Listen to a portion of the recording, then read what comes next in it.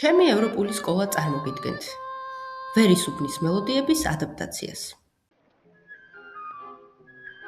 ცნობის ფურცელი, ცხელი ამბების ასტა.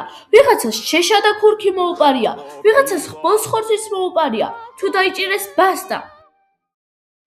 შობამდე, რაღაც სასწაული ძალით, მოულოდნელად, ყოველ დილით ახალი საჩუქრები ჩნდებოდა ობლების სახლში.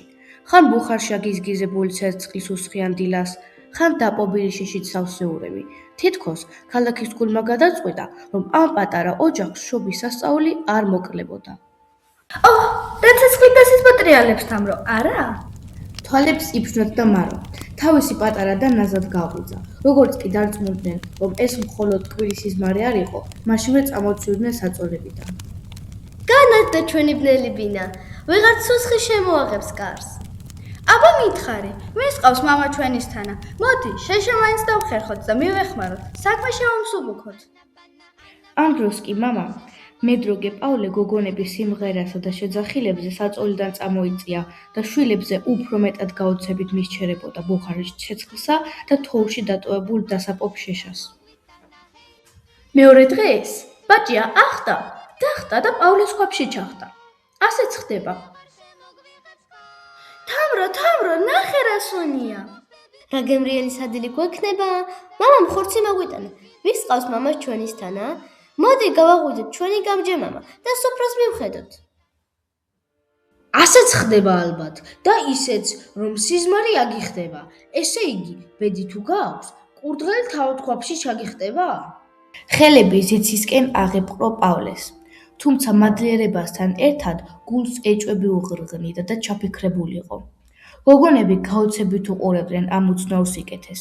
მამა პავლე კი ჩუმად იღიმებოდა, თითქოს იცოდა, რომ ამ ყველაფრის უკან უბრალო, მაგრამ საოცრად დიდი გული იდგა. ეს იყო ვარდო, მეცხრე ქალი, რომლის გულშიც ობლებისთვის ოცნებების ახდენის სურვილი იბადებოდა. არ დავაძებ ჩემს საკუთარ თავს, თუ ღმერთი ამისთვის მომკითხავს.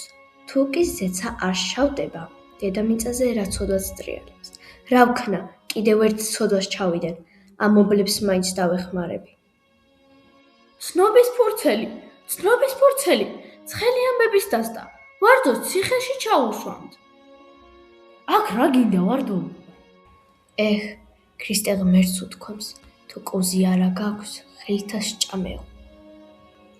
მას შეშა, ქურქი, ხორცი, ყველაფერი შენა? შენი გოგოებისთვის სიკეთე მინდოდა, მაგრამ რაც არ გერგება, არ შეგერგება. განა რა ის სიკეთე ჩემოვარდო, რას ასახლავს ბნელი?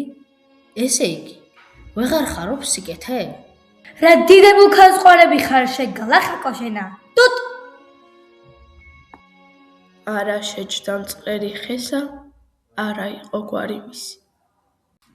შობა და სასწაულებიც ხდება, ვარდო დაგვიბრუნდა. მოდით ხალხო, დღეს ჩვენი ეზო ყველასთვისაა. არც მდიდრები ვართ და არც ღარიბები. შობა და შობა მარტო ოჯახისთვის კი არა, მთელი უბნისთვისაა. ვერისუბნის მელოდიები დღეს შობის მელოდიებად იქცა. სადაც ობლებიც ეკვავენ, სადაც მედროგე მამა სანთლებს ანთებს, სადაც ვარდო აღარ იბრძვის, არამედ ზეიმობს და როცა გული მღერის, ქალაქიც მღერის. ახალი წლის ჯადოსნური დაუხილავი ძალა ერთმანეთზე ზრუნვაშია.